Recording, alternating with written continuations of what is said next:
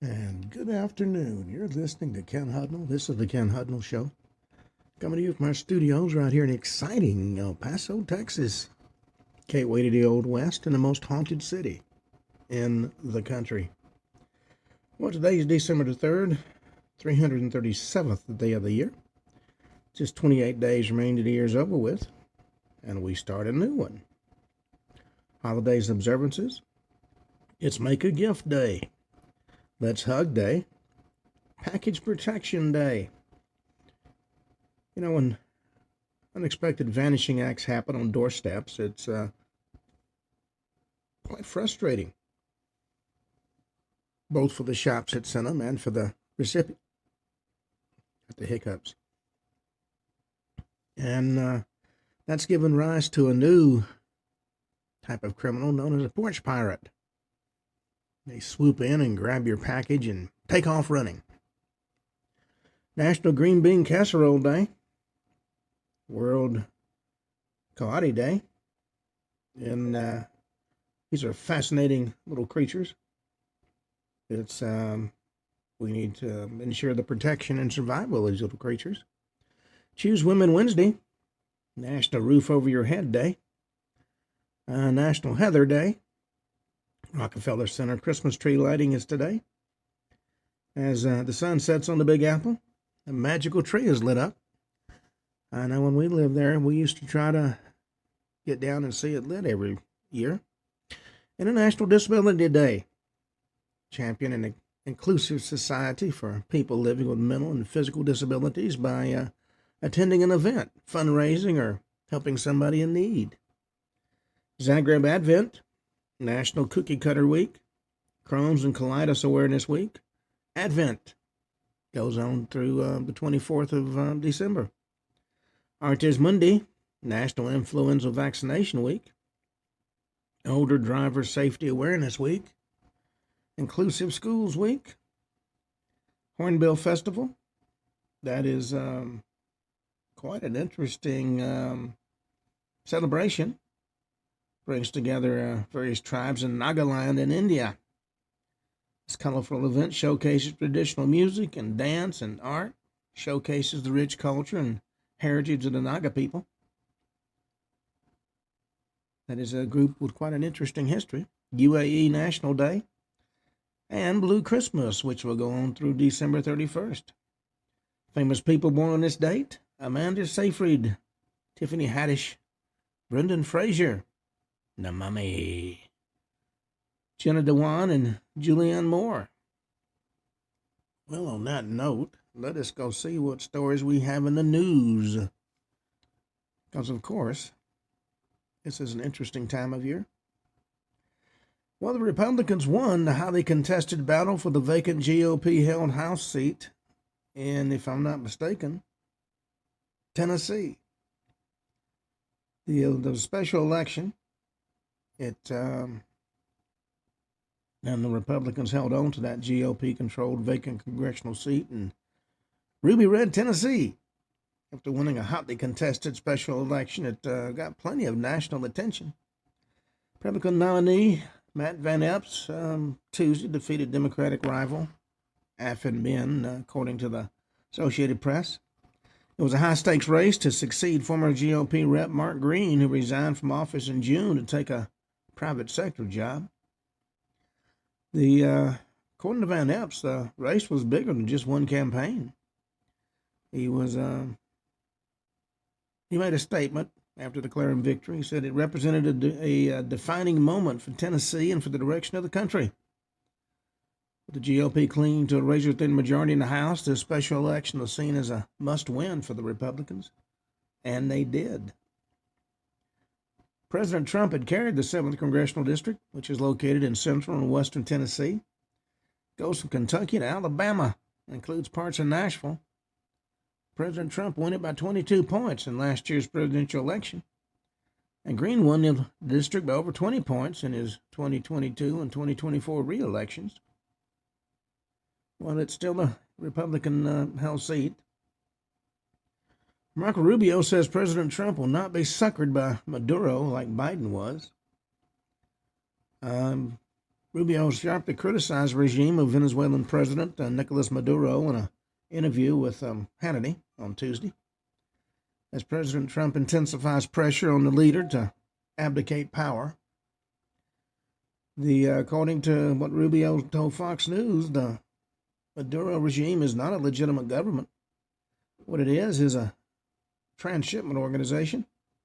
Allows cocaine and other drugs that are produced in Colombia to be trafficked through Venezuela territory, and with the cooperation of elements of the regime, they're allowed to leave Venezuela on airplanes and ships heading toward the United States. We're one of the biggest markets for those illicit drugs. New York City alleged Diamond Dash influencer Pei Chung evicted from a luxury apartment as she sits in jail. The Brooklyn's alleged Diamond Dash influencer queen, Pei Chung, was evicted Tuesday from her luxury Williamsburg apartment by her landlord, former New York Governor Eliot Spitzer. Chung, a self-styled product-clad influencer who is currently in jail for allegedly skipping out on a hefty restaurant bill. That's what a dine and dash individual is. They go have a nice meal and then get up and run for the door. She was chronically late with her rent and even remained in the unit after her lease expired at 415 Kent Avenue, according to court records. Documents show that she owed roughly $8,000 by the time her lease ended in August 2024. The apartment was a $3,350 a month apartment. She stayed in it after her lease lapsed, potentially racking up more than $50,000 in unpaid rent. Office of City Marshal Robert Renzulli confirmed to Fox News that an eviction warrant was executed Tuesday without incident. The New York Post reported that Renzulli spent about an hour changing the locks in Chung's apartment. According to him, the apartment was vacant. The young lady wasn't there. The eviction is completed. Her belongings, including furniture and clothing and bedding, are still inside the unit. That's according to the New York Post. And according to city rules, the landlord must hold the items for 30 days before disposing of them. And at the end of 30 days, he can sell those items and use the money to defray what's owed to him. Well, President Trump says Americans may soon pay no income tax as the White House explores alternative revenue streams. He made those comments during a cabinet meeting, press gaggle about tariff-driven revenue potential. He suggested Americans may not even have income tax to pay in the near future. He believes the tariff-driven revenue would allow for the historic elimination of the federal income tax under his tenure. The income tax was actually a temporary tax put into place to fund World War I. And at the end of the war, it was supposed to stop. But when have you known a government who found a vast pot of money to ever let it go? Well, he told the press folks after his cabinet meeting at some point in the not too distant future won't even have to pay any tax. He says the revenue the government's collecting going into administration is now so great, so enormous, don't really need the income tax. Well, President Trump lays out where he stands with Elon Musk after a big, beautiful bill blow up. He says Tuesday he still likes Elon a lot, despite their high-profile split earlier this year over the One Big Beautiful Bill Act. At the end of the administration's monthly cabinet meeting, Fox Business Edward Lawrence asked Trump whether Musk was back in his circle of friends after their falling out. Trump said, I really don't know. I mean, I like Elon a lot. He praised Musk's endorsement during the 2024 campaign before noting their disagreement over the electric vehicle policy. And Musk was a fixture in the White House in the early days of the second Trump administration as he took on the role as the Department of Government Efficiency's de facto leader. And he served as a special government employee within the Trump administration to help lead DOGE, frequently attending cabinet meetings and joining Trump during public events. His 10 years as DOGE head wrapped up at the end of May. Well, West Virginia has restored exclusion of religious reasons for school vaccination exemptions after the latest court ruling. West Virginia Board of Education reinstated the school vaccination policy after the state Supreme Court paused Lower court's ruling that allowed parents to cite religious beliefs to opt out of vaccines needed for children to attend schools. State Supreme Court issued a stay on Tuesday after last week's ruling by Raleigh County Circuit Judge Michael Frobel in a class action lawsuit. He said in his injunction, children whose parents refuse the state's vaccination requirements on religious grounds will be allowed to attend school and participate in extracurricular activities. And his ruling was blocked pending resolution of appeals in the case. Yes, even God's anointed have trouble with some of their decisions. Well, Texas Tech restricts teaching of race and gender, and faculty could be disciplined for violating that rule. Texas Tech University System Chancellor Brandon Creighton enacted a new restrictions on topics of race, sex, gender identity, and sexual orientation in the classrooms. And instructors who fail to comply could face discipline. He said instructors may not promote the idea that one race or sex is inherently superior to another. An individual, by virtue of race or sex, is inherently racist, sexist, or oppressive, consciously or unconsciously. And any person should be discriminated against, receive adverse treatment because of race or sex. Moral character or worth is determined by race or sex. Individuals bear responsibility or guilt for actions of others of the same race or sex, or mediocrity, or a strong work ethic, are racist, sexist, or constructs of oppression, according to a memo on Monday to university presidents. Promotion was defined in the memo as presenting these beliefs as correct or required and pressuring students to affirm them, whether by analyzing or critiquing them as one viewpoint among others. Yes, DEI has been, in my humble opinion, a bad thing. Well, college football playoff rankings are setting the stage for final matchups and title contenders. And hidden in the hangars, the Navy's FAXX could decide the China fight if President Trump moves now. In March, President Trump announced the Air Force's new F-47 stealth fighter built by Boeing. So you got to ask yourself where the Navy's secret new carrier plane might be. 15 years ago, the Navy read the signals from China and secretly started development of a long-range stealth plane to launch from aircraft carriers. The Navy's newest bird is more like a fighter-bomber with the AI smarts to lead drones into combat at enough range to scare China. Today, that plane, known only as the FAXX, or Fighter Attack Experimental, is ready to go. Both Boeing and Northrop Grumman have flown test planes, and their prototypes are waiting in the wings, or rather in discreet guarded hangars, most likely in Missouri and Florida. For some reason, though, the Pentagon isn't in the mood to make the down-select purchase decision. That delay is shocking and dangerous. Well, young progressives beat out establishment candidate in the Jersey City mayoral race, echoing Mandami. 1 month after former New York Governor Andrew Cuomo was defeated in New York City's mayoral election by Democratic Socialist Zohran Mamdani. The disgraced former governor seeking political redemption by running for mayor was also defeated by a younger progressive contender. Former New Jersey Governor Jim McGreevey was running for mayor of Jersey City, the state's second largest city, came up short on Tuesday in a runoff election. 68-year-old McGreevey is defeated by 41-year-old Councilman James Solomon, according to the Associated Press. These two candidates, both of whom were Democrat, were the top two vote getters among 7 contenders in last month's nonpartisan general election in the left-leaning city. And since no candidate won a majority of the votes, McGreevey and Solomon faced off in a runoff election. So Solomon's going to succeed Jersey City Mayor Stephen Fulop, whose 2025 bid for the Garden State governor ended in defeat in June's Democratic gubernatorial primary. The mayor-elect was first elected to the council in 2017 after stints as adjunct professor in Jersey City.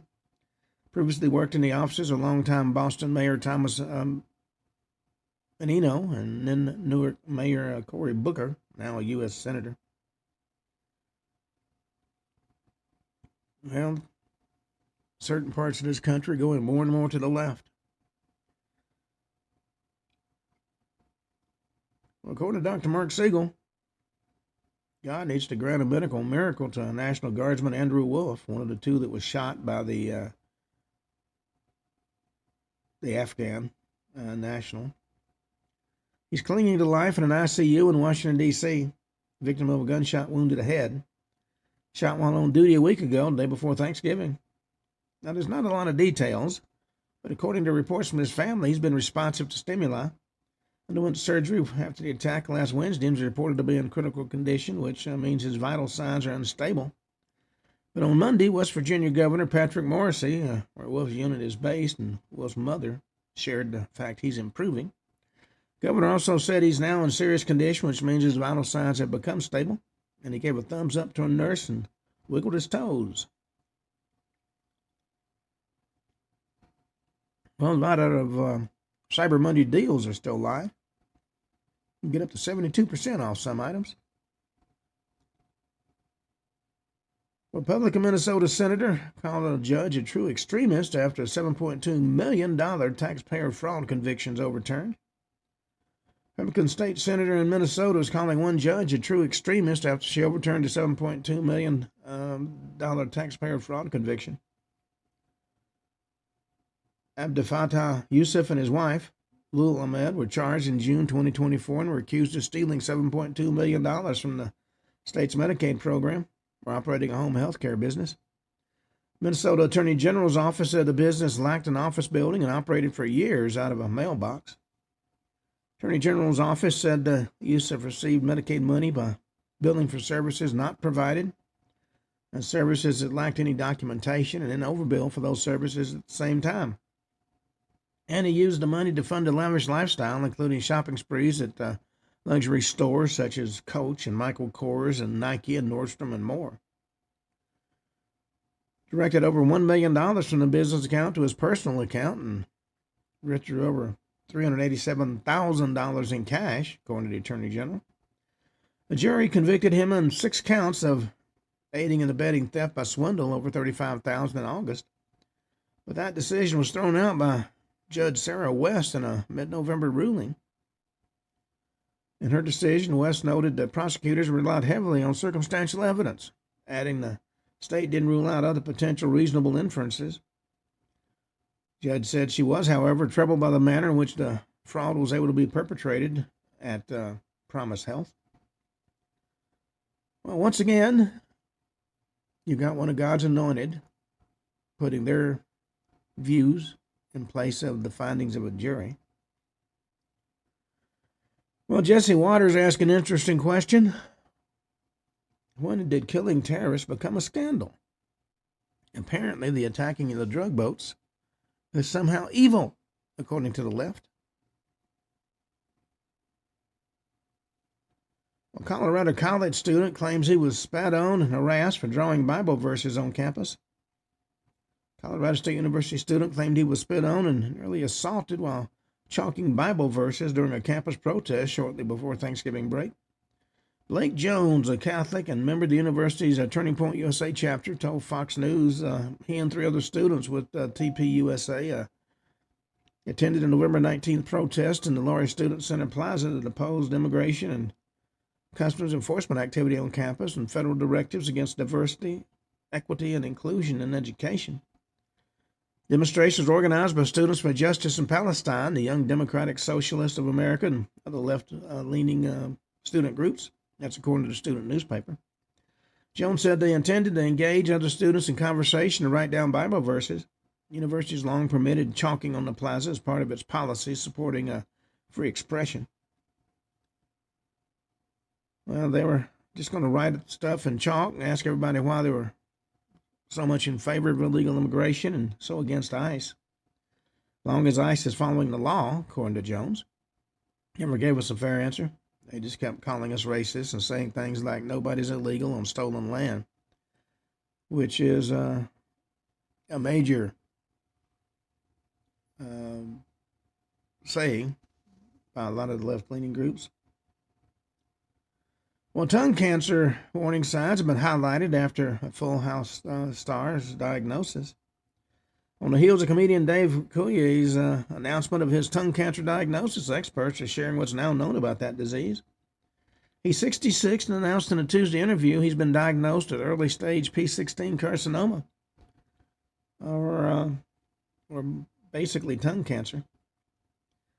The cancer begins at the base of the tongue. The P16 indicates it's associated with the HPV, or human papillomavirus. News comes just months after the Full House star announced his battle with an aggressive form of non-Hodgkin's lymphoma. And this tongue cancer is totally unrelated to that initial cancer. He went in for a PET scan, just a routine checkup, and something flared up on the scan. Turned out he had P16 squamous carcinoma at the base of his tongue. Well, ABC, NBC, and CBS evening newscast ignored the widening Minnesota fraud case on Tim Walz's watch.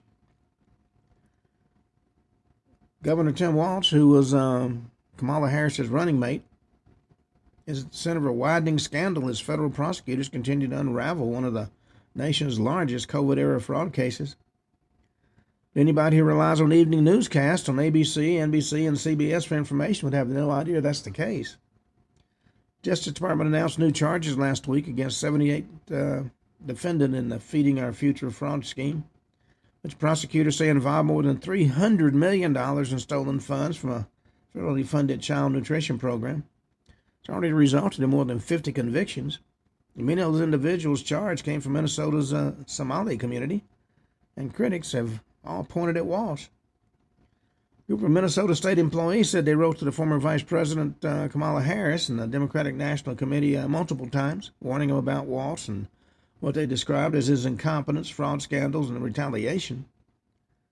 In a True Social post on Thanksgiving, Trump tore into Walz, who the president called seriously retarded, and accused the governor of doing nothing either through fear or incompetence. Well, a lot of Amazon Cyber Monday deals are still going. As I said earlier, some of them prices are up to 72% off. Well, the DOJ has sued 6 states for refusing to turn over voter registration rolls. Warns about open defiance of federal law. Justice Department filed lawsuits Tuesday against 6 states: Delaware, Maryland, New Mexico, Rhode Island, Vermont, and Washington, accused them of violating federal law by refusing to provide statewide voter registration rolls upon request.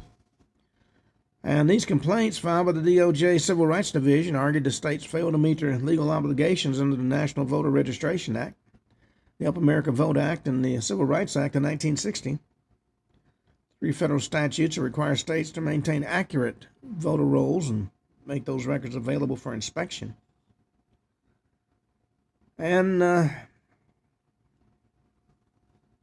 Secretary of War Pete Hegseth highlights the U.S. drone dominance push for mass adoption in modern warfare.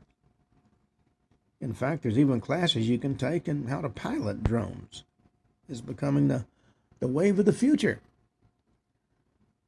Well, Boston suburb has tripled cash payments and an expanded guaranteed income program. All you got to do is breathe and you can get an income. And this Boston suburb on Monday began sending payments through a guaranteed income program, triple the amount offered under a previous version. The Brookline Housing Authority and the Brookline Community Foundation announced Up Together Brookline in October, following an earlier program that gave $250 a month to low-income residents under the Residents' Opportunity Initiative. This new program is offering $750 a month after the foundation partnered with the Housing Authority over the summer. The pilot program going to pay 56 Brookline, Massachusetts households $750 a month for 12 months. They got $460,000 from the American Rescue Plan Act and $76,000 grant from the Brookline Community Foundation. Yes, that's one reason we are inundated with immigrants. If you get free money just for breathing, why not come on down? Well, Meghan Markle's American Princess Act clashes with the royal family's message of service. That's according to experts. And she's getting ready to spread some holiday cheer with the help of Netflix. Of course, not everybody's convinced. December 3rd, that's today, the Duchess of Sussex will premiere a festive special on her Netflix lifestyle series, With Love, Meghan, holiday celebration. The 44-year-old is seen decorating, crafting, and cooking alongside guests like tennis champion Naomi Osaka, top shelf judge Tom Colicchio, and author-producer Lindsay Roth, among others. Well, yesterday, we were talking about another one of our unsolved murders. This one had to do with a man who was a real terror in the town. When we ran out of time, we were talking about the attack on the Bowenkamp family. And the individual in question that was doing it all was a man named McElroy.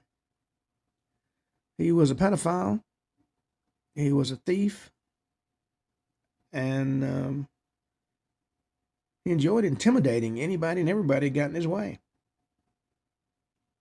Even law enforcement from the Maryville Sheriff's Office told the Bowenkamps, because Mr. Bowenkamp had been shot by McElroy with a shotgun. And when it was reported, the deputy sheriff that came out said, you might not want to push this. That's only going to make you mad and make the matter 10 times worse for everybody. It's best to leave him alone and hope he got bored of terrorizing the Bowenkamps sooner rather than later. Well, of course, the Bowenkamps were flabbergasted by this cowardly response and pressed the matter, speaking with the soon-to-retire sheriff of Maryville, Roger Cronk.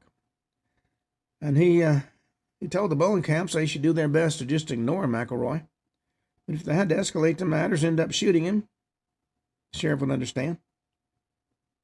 Cronk told the Bowenkamps, and they owned a store that was quite popular among the folks in the town. If you do have to shoot him, let us know, and we'll come get him before he starts stinking. It was subsequently discovered no official record of the Bowenkamps' complaints or the advice to shoot McElroy dead was ever kept by the Maryville Sheriff Department. Well, 2 days after speaking to the sheriff of Maryville, McElroy carried out another drive-by shooting on the Bowenkamps' house. Feeling it was pointless telling the law about the latest drive-by shooting, the couple just retired to bed, and only for McElroy to come back later that night and fire a shotgun at the house for a second time. Now, the Bowenkamps themselves never felt the need to own a gun. But after this third drive-by attempt, they went and bought a 20-gauge shotgun. The newly elected marshal of Skidmore, that was the town they lived in, David Dunbar, heard about the trouble the Bowenkamps were having with McElroy. He went to the grocery store to speak to the couple.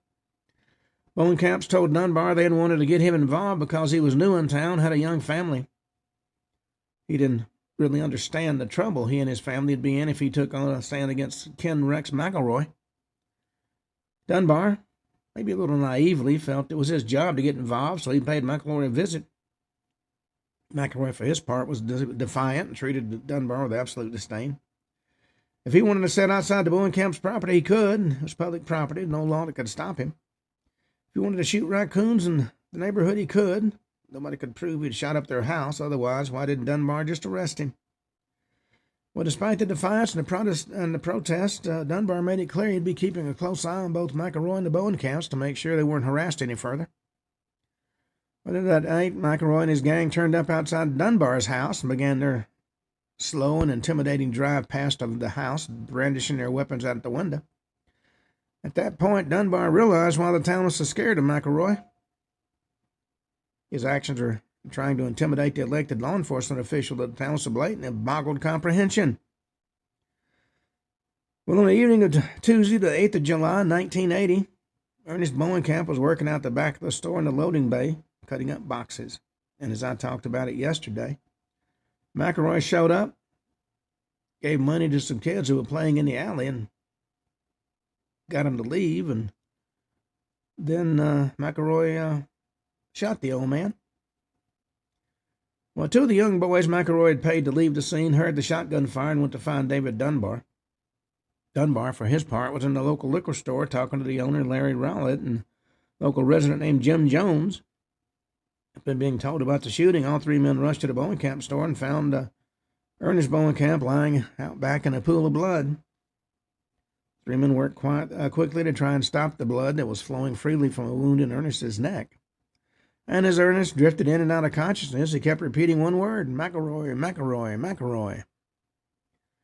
Well, back at the Bowenkamp's house, some friends had arrived to belatedly celebrate Ernest's 70th birthday. And they just so happened to have a police scanner playing in the background, and they heard the call for the attendance of the Maryville sheriff and an ambulance at the Bowenkamp store. Louise went back to the store immediately, sat crying as she held Ernest's hand till the ambulance arrived to take him to the emergency room at the St. Francis Hospital in Maryville. He had been shot with buckshot, causing 4 large wounds to his neck, narrowly missing his jugular and carotid artery. Doctors sealed the wounds and gave him a blood transfusion before transferring him to intensive care. Dr. Graham Raymond Wimpy's opinion, a miracle that Ernest had survived the murderous attack.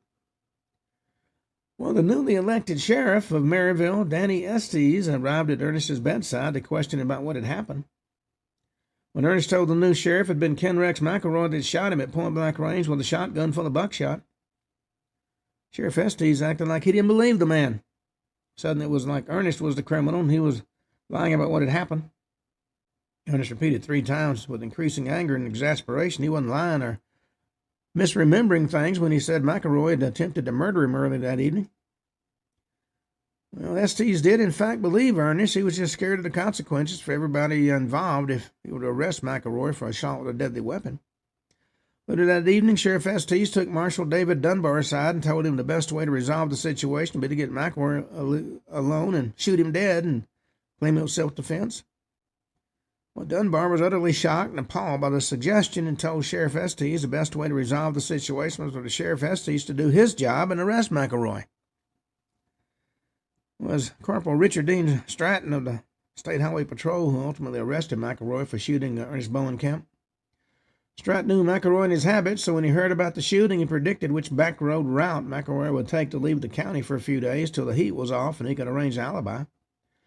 Stratton began to patrol those back roads and dirt tracks, and eventually he caught McElroy attempting to sneak out of Nottoway County, as Stratton had predicted. Corporal Stratton knew all about McElroy's dangerous reputation, even been threatened with a shotgun by McElroy once, so he was expected a swaggering bully of a man to put up some resistance. He was absolutely surprised when he pulled McElroy's truck over and the overweight, aging hillbilly gave himself up without a fight. McElroy naturally denied the offense and said he'd been at home all evening with Trina, and Trina verified that absolutely false alibi. Trina was his 3rd or 4th wife. But when Stratton and another highway patrol officer, Sergeant J.C. Rhodes, interviewed McElroy, and was shocked when McElroy described in great detail the layout and content of Sergeant Rhodes' house. He gave these details in a very matter-of-fact way, almost pleasantly, but Sergeant Rhodes was under no illusions. It was actually a threat. McElroy knew where Rhodes lived, knew what his house was like, and the inference was McElroy could get to him or his wife or children anytime he wanted to. Undeterred by the veiled threats, Corporal Stratton and Sergeant Rhodes charged McElroy with assault with a deadly weapon, taken to court where bail was set at $30,000, which McElroy was able to secure with a loan against his farm. The date was set for a pre-trial hearing on Monday, the 18th of August, 1980, and McElroy was released back into the community. Well, Corporal Stratton had no idea the danger he'd put himself in, and also his family, in making the arrest and charging McElroy with the offense. Later that evening, Margaret Stratton was at home waiting for her husband to come back from his shift when the telephone rang. She picked up the receiver and heard a man's voice on the other end of the line, hushed and angry. The voice on the other end warned her something bad's going to happen to your husband. He's not going to live until the trial. Well, Margaret, for her part, was angry and scared and confused. She called 911, and state troopers were sent out to her house. When they learned that Margaret's husband had arrested Ken Rex McElroy earlier that day, they went into panic mode, and an officer had instructed to remain with Margaret at all times. Of course, there wasn't the manpower to have an officer stationed outside the Stratton house all the time, and so protection was reduced to the occasional patrol car checking on the house. The threatening phone calls continued, with the voice threatening to burn down the house or murder several members of the Stratton family, and Corporal Stratton testified at McElroy's trial. Well, McElroy's campaign of fear and intimidation continued when he started to turn up at the store where Corporal Stratton's young daughter Pam worked. He'd stand and watch her working before taking a large trolley full of items to her checkout. When the poor terrified girl had run every item through the till, McElroy would walk out of the store without paying for the items or even taking the goods. When McElroy turned up at the hospital where Corporal Stratton's eldest daughter Vicky worked, he started to follow her down the long corridors and loiter outside the ward where she was a nurse. And every time she called security to have him removed, he'd disappear only to reappear once security had left. The most intimidating action was turning up at the Stratton house one Sunday morning when Corporal Stratton was at work. Margaret was on her way to church, and as she climbed into her car, McElroy appeared out of nowhere and stuck the barrel of a shotgun in her face. He slowly and angrily repeated his desire for Stratton not to testify at the trial. Petrified, Margaret sped out of her driveway and took refuge in a nearby grocery store. McElroy followed her and parked outside and stood drinking from a can of beer, staring with his cold, malevolent eyes into the store. Eventually, though, he got bored and drove off. When Ernest Bowenkamp got out of the hospital, his family asked for police protection. The sheriff in Maryville refused. Ernest just had to keep his head down, hope McElroy didn't come looking for him. Well, some of the town folks of Skidmore did their best to help the Bowenkamps and would telephone them to warn them if McElroy was in town. It was a 5-minute warning that allowed the Bowenkamp to lock all their doors and windows and load a shotgun and hide. Bowenkamps even took it in turns to sleep, keeping a frightful watch on the neighborhood lest McElroy come in at night and shoot them dead in their sleep. Well, the Bowenkamp's pastor, Tim Warren, went to visit Ernest and Louise to see if he could help with anything. No sooner did he got home than his phone began to ring, and he answered it, and it was Ken Rex McElroy on the other end of the line. And he warned Pastor Warren not to go and visit the Bowenkamp again, or we'll have to hurt you. Pastor Warren ignored the threat, and after his next visit, he received another phone call where McElroy threatened to kidnap and murder Pastor Warren's son if he spoke to the Bowenkamps again. Later that evening, Pastor Warren got a string of abusive phone calls where McElroy subjected the pastor to a parade of abuse and name-calling. Phone calls kept coming every day. He called Pastor Warren everything from a slightly childish fat boy to the homophobic cocksucker. As Pastor Warren continued to visit the Bowenkamps, McElroy got more and more enraged and delivered more and more threats. His favorite threat was he was going to break into the pastor's home after dark with his friends, and they'd gang rape Ms. Warren in front of the pastor.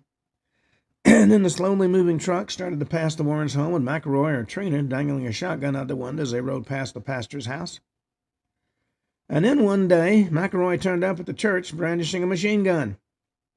Warren rushed into the church and got a handgun and walked back out of the church and told McElroy he might be a man of God, but he's willing to kill anybody who threatened his family. McElroy took the hint and slinked off like the big coward he actually was. But McElroy was beginning to obsess and worry about the witnesses involved in the Bowenkamp case. McElroy was mostly worried about the 4 boys he'd paid $5 each to leave the scene. Adjusted for inflation, that was $20 each today. McElroy was now beginning to worry these boys might come forward as witnesses and testify against him. So he began to ask around about who the kids were and where he might find them. Seems nobody was under any delusion about what McElroy would do if he found these poor boys. Nobody was willing to tell McElroy who the boys were or where they were at, which only angered McElroy and increased his paranoia. Well, as time went on and the Bowenkamp trial drew nearer, McElroy began to believe the people of Skidmore were plotting against him. His deteriorating mental state began to show itself more and more prominently. It began to turn up and turn on those he formerly got on well with in Skidmore. One of the few people who tolerated McElroy was Harold Red Richards, the manager of the D&G Tavern, one of the only drinking establishments in the tiny little town. McElroy ended up threatening Richards with a pistol because he thought Richards was carrying a concealed weapon and intended to murder him. Turned out the bulge at Richards' waist was just a money clip, well stocked with money, of course. Further confrontations followed with the residents of Skidmore. On Saturday, the 10th of August, 1980, McElroy pulled a shotgun on a drinking buddy by the name of Chris Gosley. McElroy and Gosley had been drinking happily in the tavern when McElroy told Gosley he wanted to show him something in his truck. So he got Gosley out into the darkness of the car park where he pulled a shotgun out on him. Gosley was convinced that McElroy would have shot him dead if it hadn't been for some people coming out of the tavern and into the car park. They distracted McElroy and allowed Gosley to run for his life. Well, for the life of him, Gosley couldn't think what he had done to provoke McElroy into the murderous attack. From that day on, Gosley carried around a .38 revolver with him everywhere he went. Later that same night, McElroy confronted Marshal David Dunbar in that same car park. Asked Dunbar if he intended to testify against him at the Bowenkamp trial. When Dunbar said he had to, it was his job. McElroy pointed a shotgun in his face, and Trina McElroy pointed a pump-action shotgun in the nape of his neck. McElroy hissed he'd kill anybody who was going to testify. Well, Dunbar was able to talk McElroy down by telling him he didn't have any personal animosity toward McElroy and they could work something out. Possibility of a deal with a lawman seemed to satisfy McElroy, and he left Dunbar alive. So Dunbar immediately radioed the Maryville Sheriff's Department for backup so he could arrest McElroy for threatening him with a deadly weapon and making threats to kill him. Sheriff's Department radioed back it was best not to provoke McElroy and they should just leave him to it. Dunbar was staggered. He was an elected official. The law had just been threatened by two shotgun-toting perps, and local sheriff's department was refusing to send him back up to help him. Well, that was the last straw for Dunbar. On Monday, the 12th of August, 1980, he resigned as marshal to Skidmore and handed back his badge and his gun. After he resigned, Dunbar let as many folks know as he could why he's leaving Skidmore. One prepared to defend a town with a one-man crime wave had carte blanche to threaten the officer of the law with a shotgun and make death threats, only to get no help or support when he wanted to arrest a man. So the town had a severe problem, and it was only going to get worse and worse until somebody grew the courage to do something about it. Till that point in time, a lot more people would get hurt, and it was only a matter of time before somebody was murdered by McElroy. In the meantime, Dunbar had effectively left Skidmore defenseless and lawless, with nobody in the immediate vicinity willing to protect the citizens of that tiny town from the wicked whims and temperament of Ken Rex McElroy.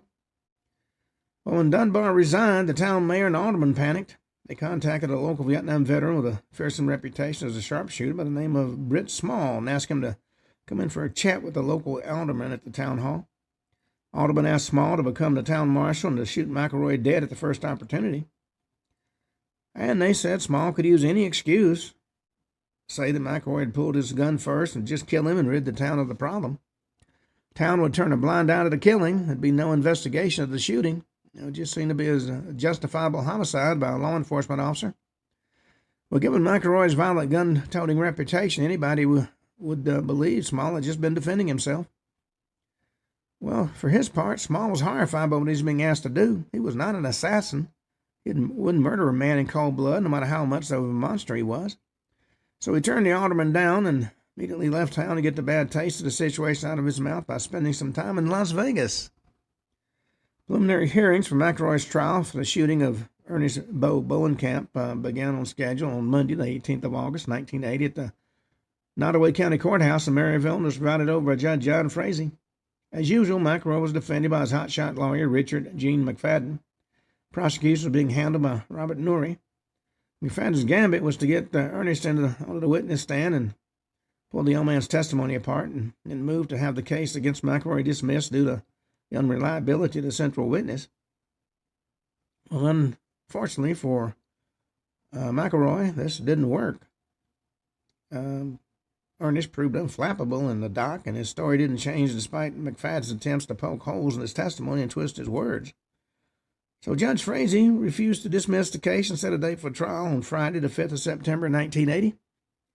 Part of McElroy's bail conditions, Judge Frazee offered McElroy to have no more contact with the Bowenkamps. In other words, his campaign of witness intimidation had to come to an end. On Tuesday, the 2nd of September, 1980, McFadden filed a motion with Judge Frazee asking for a change of venue for the trial. Part of McFadden's usual tactics is delaying the trial start date so that McElroy could continue his campaign of harassment and intimidation against the witnesses. McFadden argued that McElroy's Sixth Amendment rights guaranteed him a trial by an impartial jury, and due to the bad reputation McElroy had in Nottoway County, the court would be able to find an impartial jury among the local residents. Well, that motion was heard by Judge Montgomery Wilson on Tuesday, the 5th of September, 1980, which should, of course, have been McElroy's plea hearing date. Now, you have to remember, Judge Wilson was actually terrified of McElroy and already believed the defendant would burn down his barn. So it's no surprise Judge Wilson agreed to the change of venue and transferred the case to Harris County, 80 miles east of Maryville.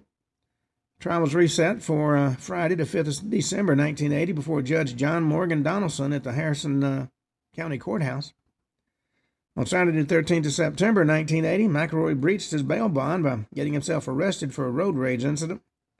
Trude was driving the pickup when she nearly ran a young couple and their baby off the road with her bad driving.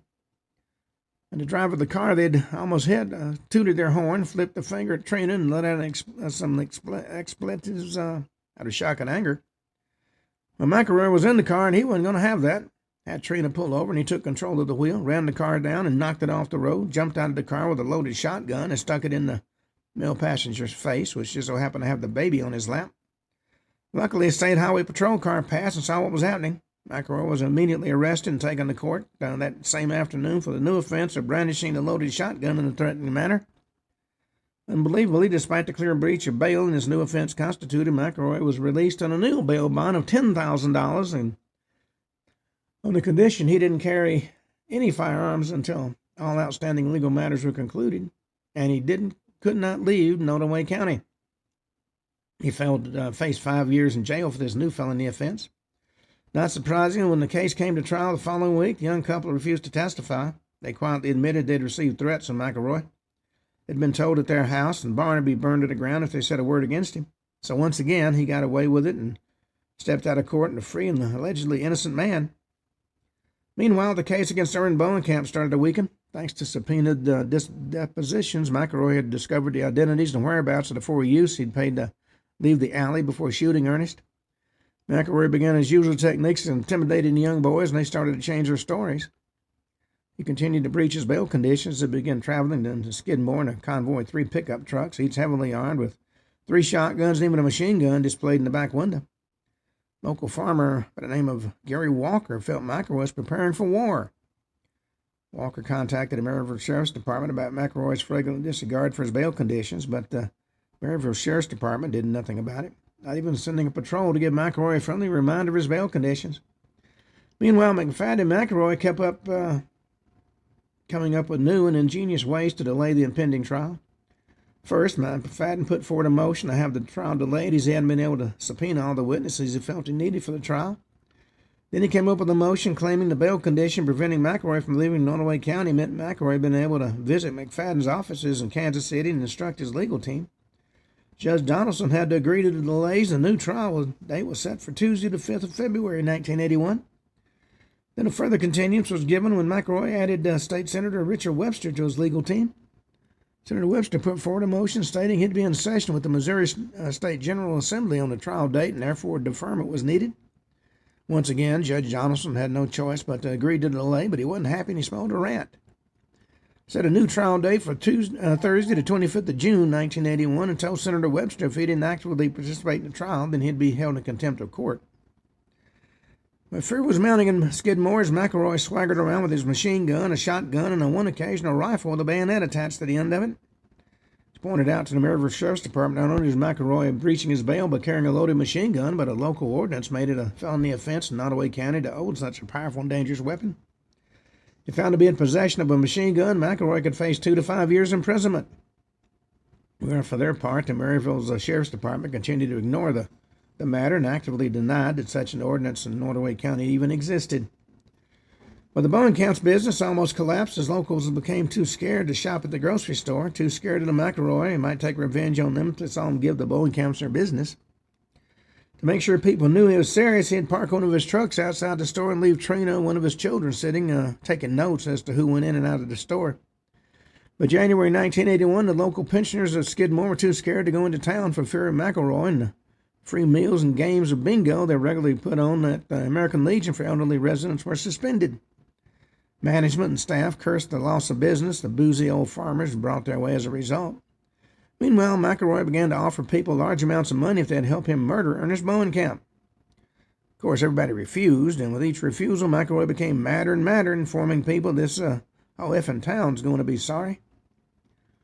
When word got around about McElroy's angry declaration about the whole town to be sorry, the citizens of Skidmore entered a state of abject fear. The D&G Tavern saw such a drop of business it closed most days, which further annoyed McElroy and usually consumed at least 6 bottles of beer in a tavern each and every day. Well, the owner of the D&G Tavern, Dale Clements, estimated he was losing over $60 a day due to McElroy scaring away customers. And adjusted for inflation, that was $260 a day. After weeks of having no customers whatsoever, Rowland's liquor store decided to permanently close down. 10 Highway Patrolman Danny Boyer stated Skidmore became like a town in an old Western movie is being terrorized by a black hat. Streets would be deserted with only occasional fearful face poking out of a window whenever a car drove down the streets. According to Boyer, it made his hair stand on end. Skidmore became like a ghost town, living under a cloud of fear that was growing with every single day that passed. Well, on the day of Ken Rex McElroy's trial arrived for shooting Ernest Bowenkamp, nobody knew how that somehow someone had given McElroy a list of the jurors' names and addresses, and McElroy had tried to ensure he had a man on the inside. Well, one of the jurors was actually a friend of a McElroy gang member, and this juror was tasked with intimidating the jury into providing a not guilty verdict. The inside man was also supposed to report back to McElroy exactly who said what in the jury room so any dissenting jury members could be dealt with. Problem was, McElroy had been double-crossed. Double-crossing gang member had kept the $1,000 McElroy had given as payoff to the juror, and so-called inside man had no idea he was meant to be swaying the jury. When his Bowenkamp gave his evidence in a voice barely above a whisper due to the damage his vocal cords had received from the shooting, only one of the young boys McElroy had paid to clear the alleyway dared to give evidence against him. Then McElroy himself gave evidence. He'd shot Bowenkamp in self-defense after the old man had gone crazy on him and tried to stab him with a butcher's knife. Well, the jury took an unusually long time to deliberate for a McElroy trial. He was used to the jury coming to his decision in just minutes. As the time dragged on, it made McElroy uneasy. He was seen snapping about fat as he loitered outside the courtroom while the deliberations drug on. McElroy was flabbergasted and enraged when the foreman of the jury stood up and told the court they found him guilty of a lesser charge of second-degree assault with a deadly weapon and made a recommendation that McElroy suffer a minimum of 2 years imprisonment. Well, there were jubilant cries from the Bowenkamps, and numerous residents of Skidmore had come out to watch the trial. The jury was thanked and discharged, and as the public filed out of the court, a wave of relief could be felt as the residents of Skidmore expected to return to a quiet and peaceful town free of their tormentor. Finally, they thought, their tormentor was getting his just deserts. Then once the court was empty, rather than send McElroy immediately to prison, Judge Donaldson released him to allow him 30 days to lodge an appeal against his conviction and apply for a retrial.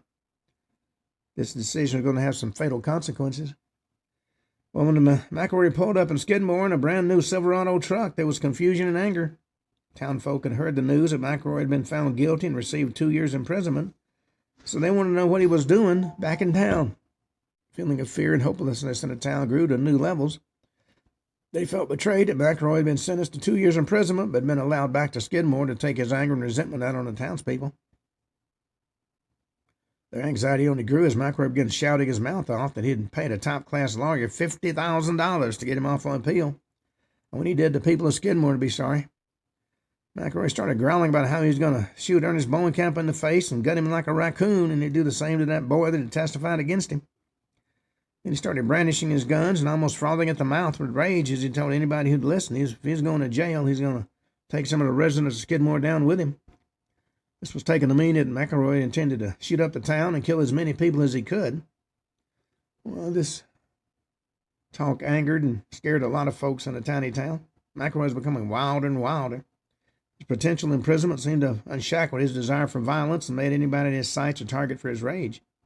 And folks who never had any involvement with him began to fear for their lives as he paraded around his heavy weaponry. With no lawman in sight to stop him, the fear and tension mounted to unbearable levels. On the morning of July the 10th, 1981, the main street of Skidmore was lined with more pickup trucks and cars than it had seen all year. In the American Legion Hall that morning, there was an emergency residence meeting concerning what the town should do about Ken Rex McElroy. It said that 100 people attended that meeting. Every family in Skidmore was represented. The attendance of Sheriff Danny Estes from Maryville had been requested, and he would arrive certainly later than anybody else. As the meeting went on, McElroy himself drove into town, parked his Silverado outside the D&G Tavern, and went inside armed with a machine gun and bayoneted rifle.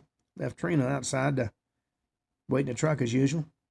News got to the meeting in the Legion Hall that McElroy was in town and he was heavily armed. But true to form, Sheriff Estes jumped in his car and drove out of town. But 60 of the men present filed out of the hall and made their way to the D&G Tavern to finally confront McElroy. Nobody's ever truly divulged what exact words were said to and by McElroy in the tavern that morning. But in 2018, Skidmore resident Britt Small was willing to go on record and state that McElroy was told by Dale Clements in uncertain terms that McElroy had to leave town immediately and never come back. He was no longer welcome in Skidmore. After a few minutes of angry arguments and threats being made toward Clements and the group of men and their families, McElroy stepped slowly and calmly out of the tavern, walked over to the Silverado, opened the door, and climbed in alongside Trina. 60 or so men began to spill out onto the pavement after McElroy when suddenly shots rang out. McElroy was shot 4 times by 3 different guns, a 22, a 31, and a 33. Bullets ripped through McElroy's head, his neck, and 2 bullets went into his back. Shooting stopped. Jubilant voice from the crowd yelled out, "It's over now, won't be bothering us no more." Well, the streets immediately cleared with the people going back to their homes and businesses. As they dispersed, one of the men who'd been at the American Legion meeting went into the Bowenkamp store and told Louise and her daughter Cheryl, "It's over now, you can sleep tonight. All you have to do is stand behind us," the man said, and he left the store and vanished into the morning mist. Nearly an hour before anybody bothered to contact law enforcement. Among the first law enforcement officers to arrive at the scene was Highway Patrolman Dan Boyer. He later stated his first thoughts when he heard over dispatch that Ken Rex McElroy had been shot dead was something the horrible couldn't die so easily. He found that Danny Estes was already on the scene in a very depressed state. Sheriff Estes told Boyer about the town meeting concerning McElroy that he'd been summoned to that morning. Estes stated his primary concern was that people would think he'd sanctioned McElroy's murder. He believed the people of Skidmore had set him up for the fall. He'd later say, "I knew the way it looked was that I'd okayed a hit." Estes stated rather angrily and bitterly to Dan Boyer the people who had been at the town meeting that morning were meant to just watch him and not blow him away. Well, as sheriff deputies and highway patrolmen undertook inquiries in the town, one thing became apparent. 60 people had stood only a few feet away from Ken Rex McElroy when he was shot dead by multiple gunmen, and every single one of the 60 witnesses claimed not to have seen a thing. It's a conspiracy of silence to protect the shooters. In fact, the town turned open hostility toward the officers investigating the murder.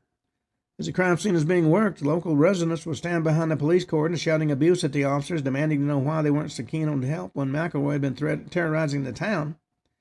And given McElroy's history of violence in Ottaway County and Skidmore and how he always seemed to get off on it with it, the locals' frustration was easy to understand. Well, Trina McElroy was in a very distressed state. She had been moved to the lobby of the local bank, sat there in the corner in hysterics. She wet herself and kept repeating, "They shot Ken, they shot Ken." They didn't have to do that. The police tasked with guarding her until her statement could be taken, watched on as somebody approached her. They thought the local woman was going to comfort Trina, and instead the woman sneered and said, "Yes, they did, and you didn't leave us any choice." She was then ignored by the town folk who bustled past her as they went about their business. Nobody helped her, nobody comforted her, and nobody was willing to help the woman who'd been married to their tormentor. Well, the police, watching over Trina, heard snippets of excited conversation made by people waiting to be served in the bank. One said, "It's really about time. The town didn't have much of a choice, did it?" After 2 hours of being ignored, Trina was finally spoken to by one of the state highway patrolmen. In her first official statement, she said she'd seen one of the gunmen as a local rancher, rodeo star, and owner of the D&G Tavern, Dale Clements. She also said in her statement while Clements was one of the gunmen, she also believed Sheriff Estes had been the mastermind behind the shooting. Trina later went on record as saying that even if all the gunmen were identified and put on trial and sentenced, she wouldn't feel that justice had been done because the whole town had conspired to kill Ken McElroy. Really actually been inappropriate for any of the local law enforcement agencies to investigate McElroy's death due to the long-standing animosity they all held toward him. The Northwest Missouri Investigative Squad was asked to step in and investigate. Sergeant Robert Anderson was put in charge of the team, and he quickly found it was a correct decision for him to take jurisdiction over the case. The mood within local law enforcement was almost jubilant about McElroy's death. One local law enforcement officer was heard to say July 10th should be made a national holiday. Well, to each their own, as the saying goes. Ken Rex McElroy had run roughshod over the town, killed a number, and now he was facing it. And on that note, we come into today's show. We finally ended the saga of Ken Rex McElroy. We'll have a new topic tomorrow. Until then, this is Ken Hudnall for the Ken Hudnall Show saying have a truly great evening.